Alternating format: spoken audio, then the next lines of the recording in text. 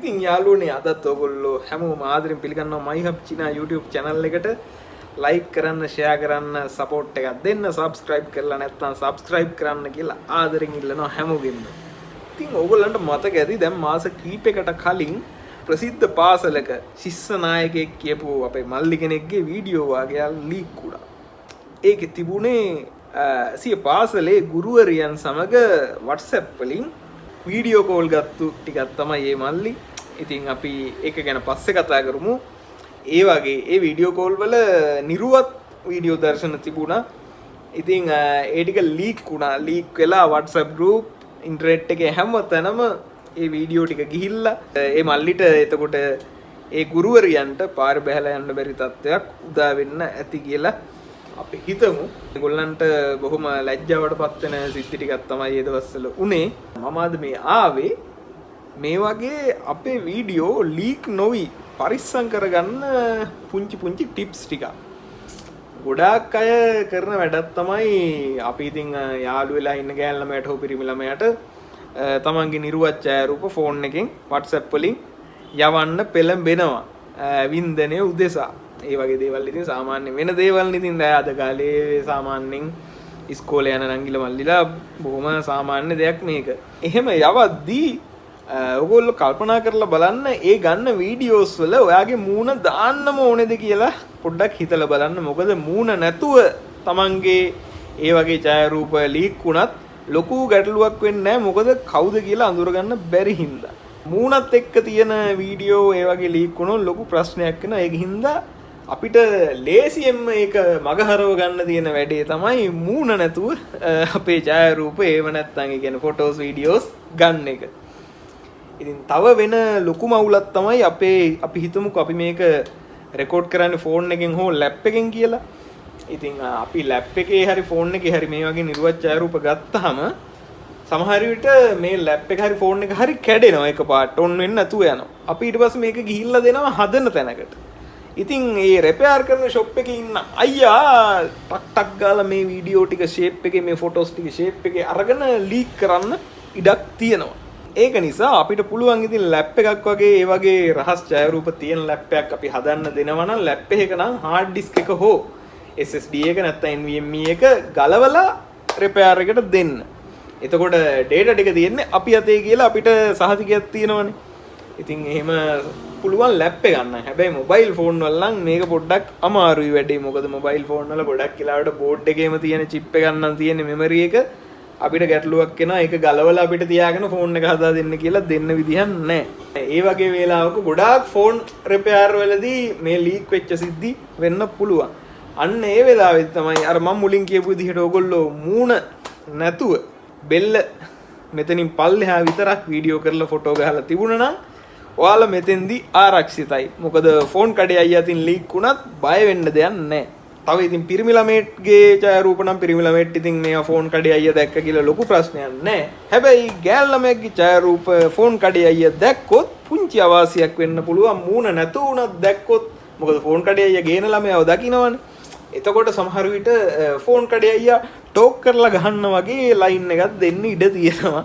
ඉතින් මාත් computer shop එකකින් ඉන්නේ. ඉතින් මාත් ඇත්තටම ඒ වගේ දේවල් දැකලා තියෙනවා. හැබැයි ගහලා නැහැ. මම ලීක් කරන එකත් අනුමත කරන්නේ නැහැ. මොකද ලීක් එක ඉතින් බලලා ගන්න ආතල් එකක් බලලා ගත්තට ඒ ලීක් වෙච්ච මිනිස්සුන් සමහර විට අපි ජීවිතත් එක්ක සෙල්ලම් කරනවා වෙන්න පුළුවන්.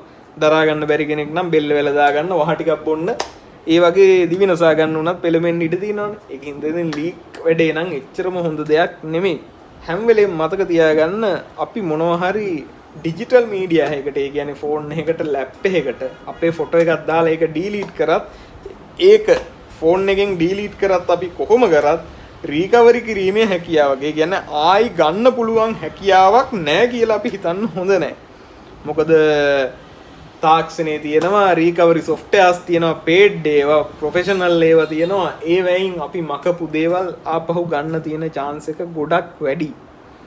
ඒක නිසා අපි දැන් ඔන්න ඩීලීට් කරලානේ දුන්නේ බය වෙන්න දෙයක් නැහැ. ආයි ඉතින් ඒව ගන්න වෙන්නේ නැහැ කියලා හිත හදාගන්න බෑ අපිට. ඉතින් මේකටත් තව විසඳුම් තියෙනවා. හાર્ඩ් ඩිස්ක් එකක් ඒතකොට මෙමරි චිප් එකක් වගේ නම් වයිප් කරන්න පුළුවන්.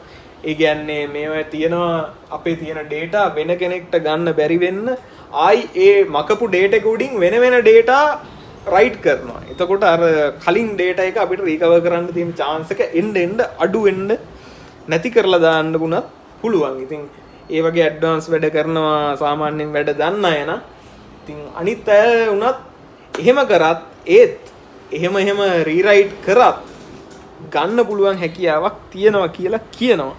ඉතින් chance එක අඩුයි හැබැයි නෑම කියලා කියන්න බෑලු.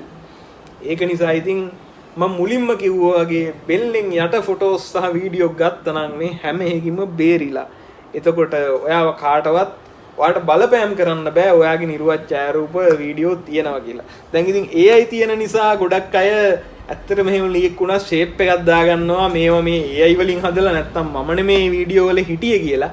ඒ වුණාට AI වලින් හදපු වීඩියෝස් ඩිටෙක්ට් කරන්නත් සොෆ්ට්වෙයාර්ස් තියෙනවා. ඒ කියන්නේ මේක ඇත්තටම AI එකක්ද නැත්නම් නැචරල් දෙයක්ද? ඇත්ත කැමරාවකින් ගත්ත දෙයක්ද AI වලින් හදපු එකක්ද කියලා තාමත් ඩිටෙක්ට් කරන්න වැඩි හැකියාවක් තියෙනවා. ඒකින්ද ඉතින් දන්න කෙනෙක්ව නම් අන්දන්න අමාරුයි. සමහර විට ගෙදර අයව නම් අන්ද ගන්න පුළුවන් වෙයි මේවා මේ මෙහෙම තිබුණ නැහැ කියලා. ඒත් දන්න අය දන්නවා මේක ඇත්තටම තියෙන එකක් කියලා. ඉතින් යාළුවනේ මෙන්න මේක තමයි සීන් එක. ප්‍රවේශම් වෙන්න තමන්ගේ data, තමන්ගේ ඡායාරූප, තමන්ගේ වීඩියෝ, තමන්ගේ නිර්වත පරිස්සම් කරගන්න වෙනවා. මොකද වෙන කෙනෙක් අතට ගියොත් මේක ඉතින් අපි හිතමුකෝ අපේ මොකක් හරි පොඩි සෙක්ස් වීඩියෝ එකක් එළියට ගිහිල්ලා කමන්නේ බල්නේ උඹලා ආතල්ලයක් ගනීවි. ඒ වුණාට ඒක පාවිච්චි කරලා අපෙන් තව දේවල් සෑහෙන්න ලබා ගන්න, මුදල් ගන්න, කප්පම් ගන්න බය කරලා ඒ වගේ කතන්දර අනම්මනම් ඔය වගේ සිද්ධි ගොඩාක් වෙන්න පුළුවන්. ඉතින් ඒක නිසා අපි හැම වෙලේම හිතන්න ඕනේ අපේ ඡායාරූපයක්, නිර්වත් ඡායාරූපයක් හෝ වීඩියෝ එකක් ඩිජිටල් මීඩියා එකකට සේව් වෙද්දි